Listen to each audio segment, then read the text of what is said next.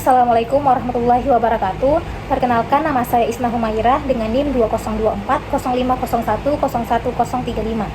Pada video kali ini saya akan menjelaskan materi dari kelompok 1 sampai dengan kelompok 5.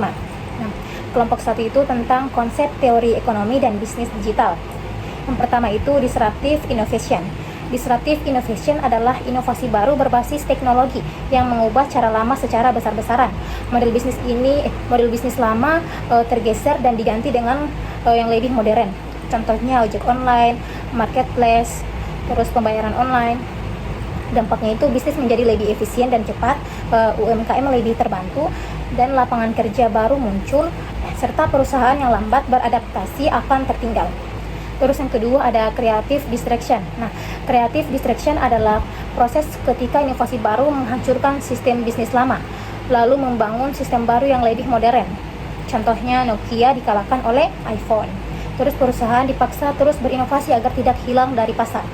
Yang ketiga ada sustaining innovation. Nah, sustaining innovation adalah inovasi yang meningkatkan produk yang sudah ada agar perusahaan tetap kompetitif.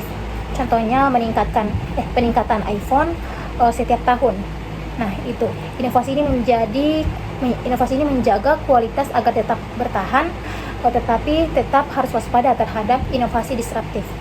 Kelompok 2 itu tentang inovasi kewirausahaan berbasis digital. Nah, pertama, perusahaan bisnis di era digital. Bisnis saat ini berubah karena adanya internet, aplikasi, dan teknologi digital membuat usaha lebih cepat berkembang, mudah diakses, dan lebih efisien. Terus yang kedua, inovasi kewirausahaan.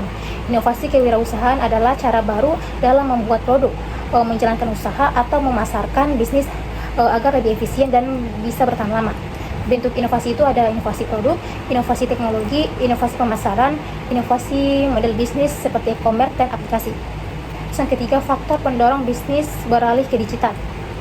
Yang pertama itu teknologi makin maju, konsumen ingin layanan yang lebih cepat, promosi online lebih murah, terus pasar bisa dijangkau lebih luas, bahkan internasional. Terus ada tantangan bisnis digital. Banyak pelaku usaha belum memahami teknologi, terus akses internet belum merata, persaingan online sangat ketat, terus risiko keamanan data dan penipuan digital yang tinggi. Contoh kasusnya itu ada kopi kenangan menggunakan aplikasi pembayaran digital dan promosi media sosial untuk mempercepat layanan dan menarik pelanggan. Terus kelompok 3 yang membahas tentang lingkungan bisnis digital. Pertama, perkembangan bisnis digital. Bisnis digital berkembang karena adanya teknologi seperti internet, AI, big data. Nah, bisnis tidak lagi harus memakai toko fisik, tetapi pindah ke platform digital. Terus peran teknologi. Nah, teknologi berperan untuk menjangkau pasar lebih luas, menjalankan bisnis lebih efisien, menciptakan banyak pekerjaan baru, terus membuka peluang usaha seperti startup dan e-commerce. Yang ketiga itu regulasi dan pemerintah. Pemerintah membuat aturan untuk menjaga keamanan dan keadilan dalam bisnis digital. Contoh regulasinya itu ada pada Undang-Undang Informasi dan Teknologi Elektronik. Terus ada di Peraturan Pemerintah Nomor 80 Tahun 2019 tentang perdagangan online. Terus yang ketiga ada Permendag Nomor 50 Tahun 2020 tentang platform digital. Nah, yang ketiga itu regulasi dan pemerintah. Pemerintah membuat aturan untuk menjaga keamanan dan keadilan dalam bisnis digital. Contoh regulasinya itu ada pada Undang-Undang Informasi dan Transaksi Elektronik. Terus ada pada Peraturan Pemerintah Nomor 80 Tahun 2019 tentang perdagangan online. Terus yang ketiga ada Permendag Nomor 50 Tahun 2020 tentang platform digital. Tujuannya agar konsumen terlindungi dan transaksi online dapat dipercaya. Terus hak konsumen. Hak konsumen itu produk harus sesuai dengan iklan. Konsumen boleh mengembalikan barang jika tidak sesuai dengan yang digambar. Terus informasi produk harus jelas dan jujur. Inovasi dan kreativitas bisnis di era digital perlu memanfaatkan media sosial, membuat produk yang lebih unik, memberikan layanan yang cepat, menggunakan data pelanggan, dan menciptakan pengalaman yang menarik. UMKM perlu dukungan modal dan kemampuan digital agar bisa bersaing. Nah, kelompok 4 ini membahas tentang infrastruktur bisnis digital. Infrastruktur bisnis digital adalah fasilitas ekonomi yang diperlukan untuk menjalankan bisnis online seperti internet, data center, cloud computing, dan perangkat digital. Infrastruktur ini membuat bisnis lebih cepat, efisien, dan mudah dikelola. Yang kedua ada teknologi internet. Internet adalah dasar utama bisnis digital. Semua kegiatan seperti komunikasi, promosi, penyimpanan data, dan transaksi dilakukan melalui internet.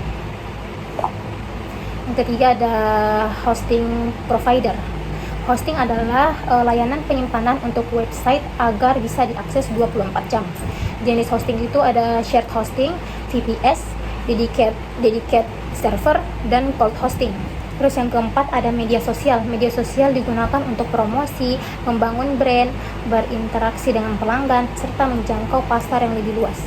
Nah, kelompok 5 ini membahas tentang pasar konsumen digital.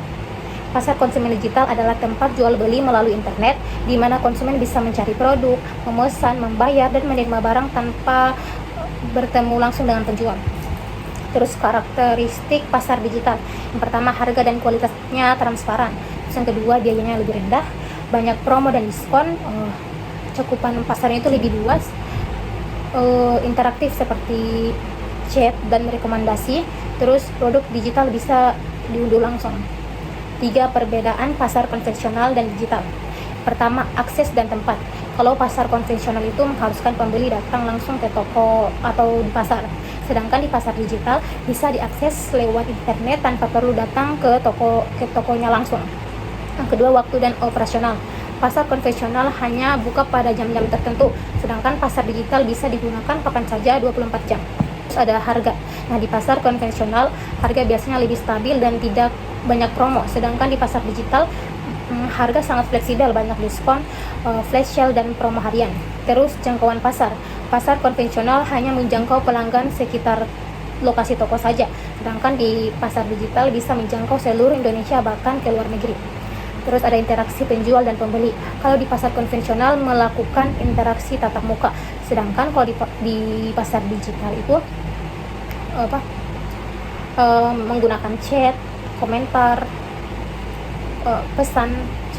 Terus ada distribusi barang. Kalau di pasar konvensional itu barang dibawa pulang langsung oleh pembeli, sedangkan di pasar digital barang dikirim melalui kurir atau bisa diunduh jika itu produk digital. Terus yang keempat itu perkembangan e-commerce. E-commerce di Indonesia tumbuh pesat berkat internet, smartphone, marketplace seperti Shopee, Tokopedia, dan media sosial. Perubahan perilaku konsumen. Konsumen itu lebih suka belanja online karena lebih cepat dan praktis. Terus selalu membandingkan harga, membaca ulasan sebelum membeli, serta terpengaruh influencer dan media sosial. Faktor pendorong pasar digital. Yang pertama, kemajuan teknologi, internet yang meluas, penggunaan smartphone meningkat, dan media sosial menjadi tempat promosi. Terus yang ketujuh, tren belanja online. Keuntungannya itu lebih cepat, mudah, banyak pilihan, dan banyak promo. Tetapi resikonya itu barang biasa tidak sesuai, penipuan, data bocor, dan paket itu biasa terlambat. Kedelapan, sistem pembayaran digital seperti e-wallet, yaitu OVO, Dana, GoPay, ShopeePay. Terus ada Kris, transfer bank, COD, Pay Later. Terus yang kesembilan itu regulasi dan perlindungan konsumen, yang dimana diatur melalui Undang-Undang Perlindungan Konsumen. Terus ada Undang-Undang Informasi dan Transaksi Elektronik, serta Peraturan Pemerintah Nomor 80 Tahun 2019. Aturan ini melindungi konsumen dari penipuan, penyalahgunaan data, dan transaksi yang merugikan. Itulah tadi pemaparan materi dari kelompok 1 sampai kelompok 5. Jika ada salah kata mohon dimaafkan. Akhirul kalam, wabillahi taufiq wal hidayah. Wassalamualaikum warahmatullahi wabarakatuh.